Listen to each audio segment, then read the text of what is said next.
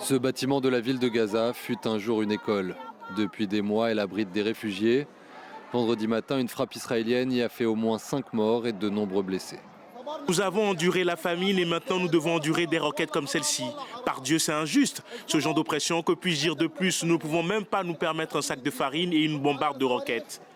Au-delà des bombardements, c'est bien la famine qui préoccupe profondément l'ensemble de la population. Le programme alimentaire mondial annonce qu'un Gazaoui sur 3 ne mange plus pendant des jours. Toujours dans la ville de Gaza, Koussaï, 14 ans, blessé par une roquette israélienne il y a quelque temps, est désormais en train de mourir de faim sous les yeux de sa mère. Mon estomac, je reste éveillée toute la nuit. Je pleure toute la nuit. Nous ne trouvons rien à manger.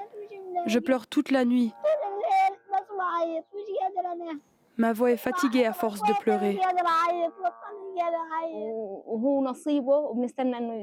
On ne peut plus l'aider. Il doit être soigné à l'étranger. Nous demandons au reste du monde de laisser Koussaï partir à l'étranger pour son traitement. Selon les autorités de l'enclave, 13 000 personnes nécessiteraient une évacuation médicale. Mais le blocus reste extrêmement difficile à contourner et la situation humanitaire est de plus en plus dramatique. Les rares distributions d'aide autorisées par l'armée israélienne restent des points de danger extrême pour les Palestiniens.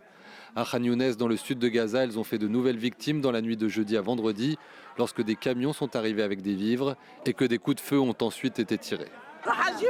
Il est allé chercher un sac de farine. Il a été martyrisé à cause de ce sac. Un garçon de 17 ans a été martyrisé. Qu'a-t-il vu dans sa vie?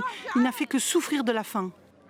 Israël, dont le secrétaire général de l'ONU dénonce le manque d'humanité et de compassion, a annoncé ce vendredi autoriser de nouveau les parachutages d'aide humanitaire à Gaza par des pays étrangers.